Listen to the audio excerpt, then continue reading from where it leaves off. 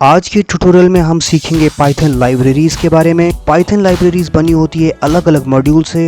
इस कॉन्सेप्ट को प्रैक्टिकली समझने के लिए मैं खोल लेता हूँ पाइचार्म और सबसे पहले मैं बनाऊंगा एक पाइथन फाइल का मैंने नाम रखा पी लाइब्रेरी। आप चाहें तो अपनी फाइल का नाम कुछ और रख सकते हैं। मेरी फाइल बनके तैयार है। अब मैं यहाँ पे अपनी कोडिंग करूँगा। उससे पहले मैं आपको बताना चाहूँगा कि पाइथन लाइब्रेरीज के मामले में बहुत रिच है। कुछ पॉपुलर लाइब्रेरीज के बारे में मैं आपको ज़रूर बताना चाहूँगा। जैसे कुछ पॉपुलर लाइब्रेरीज है स्टैंडर्ड लाइब्रेरी, नमपाई, साईपाई और किंटर। हर एक लाइब्रेरी अपने अंदर बहुत सारे मॉड्यूल्स को कंटेन करके रखती है। हम अब सीखने वाले हैं कि उन मॉड्यूल्स को कैसे इस्तेमाल करना है और कैसे खुद का मॉड्यूल बनाना है। मॉड्यूल की ज़रूरत क्यों पड़ती है मैं आपको एक एग्जांपल से समझाता हूं। तो मैंने यहाँ पे लिखा प्रिंट और एक मेथड यूज़ किया sqrt और पास कर दिया 25। आप देखिए यहाँ पे एक एरर आई है। ये एरर कह रही है कि sqrt इज़ नॉट डिफाइंड। इसका मतलब मैंने sqrt को यूज़ किया है बिना उसके मॉड्यूल को इंपोर्ट किए। तो इंपोर्ट किस तरह से किया जाता है ये मैं आपको बताऊंगा। सबसे पहले मैं लिखूंगा इंपोर्ट और उसके आगे मैं लिख दूंगा उस मॉड्यूल का नाम। इस एग्जांपल में हमने यूज़ किया है मैथ मॉड्यूल को। मैथ मॉड्यूल के अंदर बहुत सारे फंक्शंस हैं और उस फंक्शंस में से मैंने यूज़ किया है sqrt फंक्शन को। आप देखिए मेरा आउटपुट आ गया है और ये पॉसिबल हो पाया है मैथ मॉड्यूल की वजह से। चलिए मैं आपको एक बार फिर से समझाता हूँ कि अगर मैथ मॉड्यूल की एब्सेंस होती है तो कैसे एरर आती है। मैं यहाँ पे यूज़ करूँगा पाई को।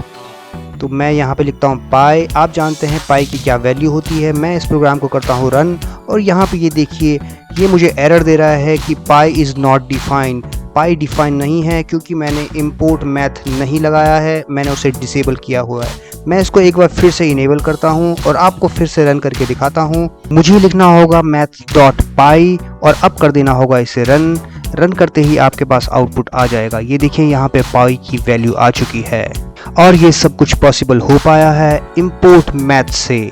हमने मैथ को इंपोर्ट किया और मेरा फंक्शन चल पड़ा।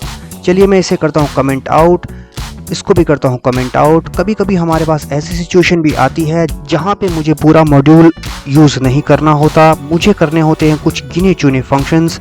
जैसे मैं इस एग्जांपल में यूज़ कर रहा हूँ पावर और स्क्वायर रूट फंक्शन को।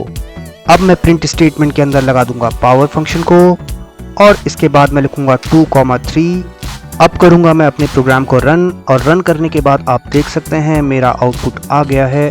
दिस 8 सिंबलाइज कि मेरा पावर फंक्शन बहुत अच्छे से काम कर रहा है। चलिए अब एक और फंक्शन को मैं इसमें यूज़ करूँगा, उसका नाम है sqrt। इसके अंदर मैं पास कर दूंगा 25 और ये मुझे स्क्वायर रूट निकाल के दे देगा। आप यहाँ देख सकते हैं मेरा स्क्वायर रूट निकल के आ चुका है।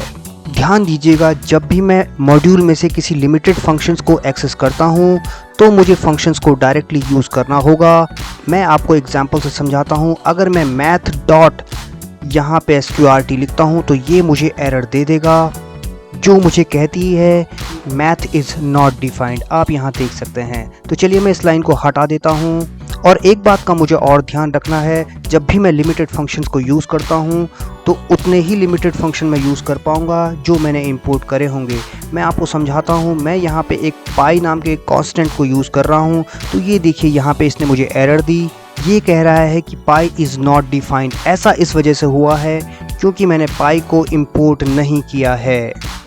आप यहाँ देख सकते हैं कि मैंने केवल 2 ही चीज़ इंपोर्ट करी, एक POW और एक sqrt। पाई को मैंने इंपोर्ट नहीं करा, इस वजह से ये एरर आई है। पूरे मैथ मॉड्यूल को यूज़ करने का एक और तरीका ये भी है कि मैं यहाँ sqrt और POW की जगह स्टार लगा दूँ और इसके बाद मैं चला के दिखाऊँगा अपना प्रोग्राम। ये देखिए मेरा प्रोग्राम चल गया है।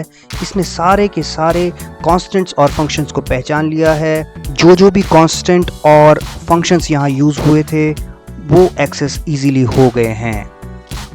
चलिए अब मैं इसको करता हूँ कमेंट आउट और मैं सीखूँगा कुछ नई चीज़ें। मैंने इसे कमेंट आउट कर लिया है। कभी कभी मेरे मन में ये बात उठती है कि मैं मैथ ना लिख के उसका कुछ नाम बदल दूं। तो चलिए ऐसा पॉसिबल है with the help of alias method.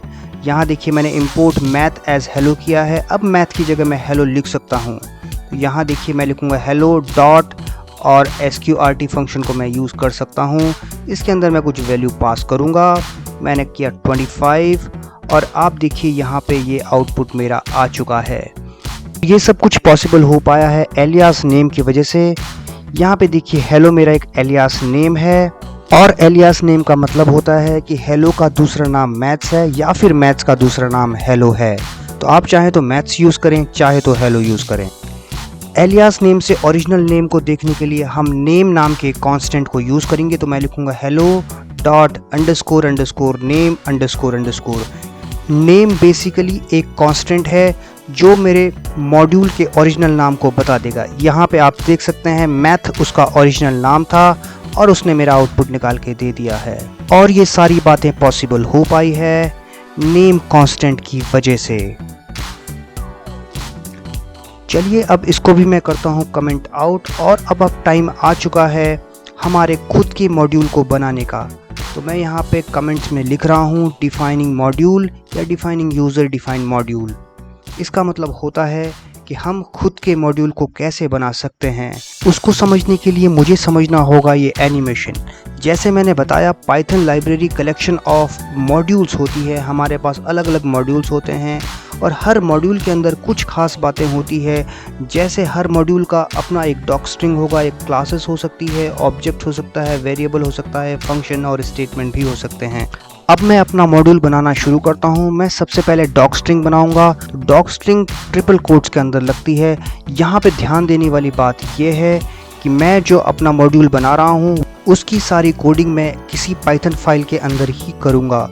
इसका मतलब ये हुआ कि Python module itself is a Python file. तो इस मॉड्यूल की पाइथन फाइल का नाम हैplibrary.py और उस फाइल के अंदर मुझे सबसे पहली लाइन डॉक स्ट्रिंग की लिखनी होती है जो मैंने ऊपर लिखा है this is a module which is telling it's working. आप चाहें तो कुछ और भी लिख सकते हैं। इसके बाद मैं बनाता हूँ कुछ फंक्शंस और इसके अंदर भी मैं दूंगा डॉक स्ट्रिंग।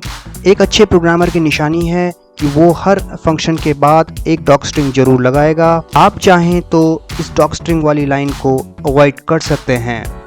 अब मैं यहाँ लिखूँगा प्रिंट स्टेटमेंट और प्रिंट स्टेटमेंट में मैं दे दूँगा कोई भी एक अच्छा सा मैसेज। मैं यहाँ पे देता हूँ गुड मॉर्निंग। आप चाहें तो अपना मैसेज भी बदल सकते हैं। ये मेरा फंक्शन बन के तैयार है। मैं चाहूँ तो यहाँ पे एक और फंक्शन को भी बना सकता हूँ। मैं यहाँ पे लिखता हूँ फंक्शन 2। अच्छे प्रोग्रामर की ये निशानी होती है कि वो अपने प्रोग्राम को डॉक्यूमेंटेड रखता है, इसलिए कमेंट का बहुत इस्तेमाल करता है। आप चाहें तो इन चीज़ों को अवॉइड कर सकते हैं।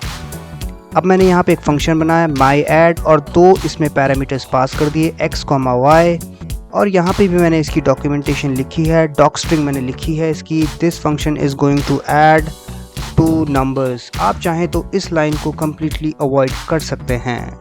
अब मैं करूँगा रिटर्न और रिटर्न में मैं कर दूँगा x + y।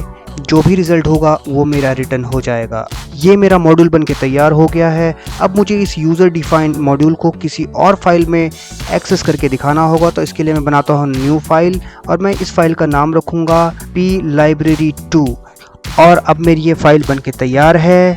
अब मुझे पहले बनाए गए मॉड्यूल को इंपोर्ट करना है। मैं मॉड्यूल का नाम लिखूंगाplibrary। ध्यान दीजिएगा मॉड्यूल का वही नाम होगा जो आपकी फ़ाइल का नाम होगा। तो मैंने लिखा importplibrary और सबसे पहले मैं यहाँ पे यूज़ करूँगा फंक्शन हेल्प को और हेल्प के अंदर पास कर दूँगा मॉड्यूल का नाम। हेल्प मुझे बताता है कि मेरे मॉड्यूल के अंदर क्या क्या है। यह आप देख सकते हैं जो भी मैंने डिस्क्रिप्शन उसमें लिखा था डॉक स्ट्रिंग में वो सारा मेरे पास आ चुका है। जो मेरे फंक्शंस थे वो आप देख सकते हैं, ये फंक्शन भी मेरे पास आ चुके हैं। किसी भी मॉड्यूल का अगर मुझे डिस्क्रिप्शन देखना है तो मुझे हेल्प फंक्शन को यूज़ करना होगा और मुझे उसका डिस्क्रिप्शन मिल जाएगा। चलिए अब मैं अपने मॉड्यूल को यूज़ करता हूँ। मैं सबसे पहले लिखता हूँ प्रिंट और मॉड्यूल का नाम और उसमें से मैं किसी एक फंक्शन को यूज़ करने जा रहा हूँ।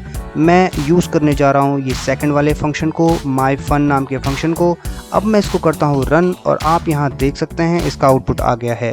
माई फन फंक्शन का आउटपुट आया है गुड मॉर्निंग और इसके आगे एक और चीज़ आई है नन। हो सकता है आप सोच रहे हो कि ये क्यों आया, ये मैं अभी आपको बाद में बताऊँगा।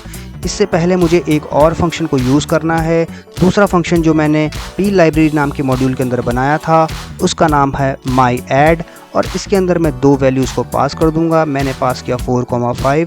इसको रन करके मैंने दिखाया तो आप यहाँ देख सकते हैं इसका मेरा आउटपुट आ चुका है। मैं आपको डिटेल में समझाता हूँ। ये जो गुड मॉर्निंग वाला आउटपुट आया है और ये जो 9 वाला आउटपुट आया है, ये तो आप लोगों को समझ में आ रहे होंगे, लेकिन जो बीच में नन है ये क्यों आया इसको भी मैं डिटेल में बताता हूँ आपको। ये जो नन है ये आ रहा है इस प्रिंट स्टेटमेंट की वजह से। हर एक फंक्शन कुछ ना कुछ वैल्यू को रिटर्न करता है और जो फंक्शन कुछ भी रिटर्न नहीं करता वो नन रिटर्न करता है। इस बात का मतलब ये हुआ कि मेरे मॉड्यूल के अंदर जो माईफन नाम का फंक्शन बना हुआ है उसने कुछ भी रिटर्न नहीं किया। तो चलिए मैं वहाँ पे लिख देता हूँ, रिटर्न कुछ कर देता हूँ। मैंने लिखा रिटर्न 0 और इसके बाद मैं लौट के चला जाता हूँ उसी फाइल पे जिस फाइल पे मैं मॉड्यूल को इंपोर्ट कर रहा था। अब मैं इस फाइल को करूँगा रन और रन करने के बाद आप देख सकते हैं नन की जगह अब यहाँ पे 0 आ चुका है। आप यहाँ देख सकते हैं पहले यहाँ पे आ रहा था नन और अब यहाँ पे आ रहा है 0। अगर मैं चाहता हूँ कि यहाँ पे कुछ भी ना आए तो मुझे सिंपल इस प्रिंट स्टेटमेंट को हटा देना है। और अब मैं इसको फिर से एक बार रन करूँगा। आप यहाँ देख सकते हैं ना इस बार 0 आया और ना ही इस बार नन आया। आप यहाँ पे देख सकते हैं ये जो मेरा आउटपुट आता है ये आता है मेरे पी लाइब्रेरी नाम के मॉड्यूल से।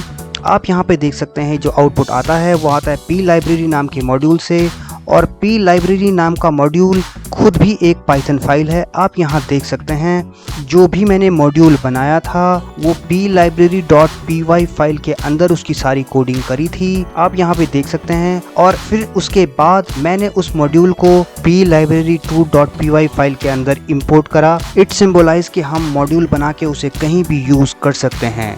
आई होप आपको आज का ट्यूटोरियल समझ में आया होगा। If you like this video please subscribe to this channel to support my work. Thanks for watching.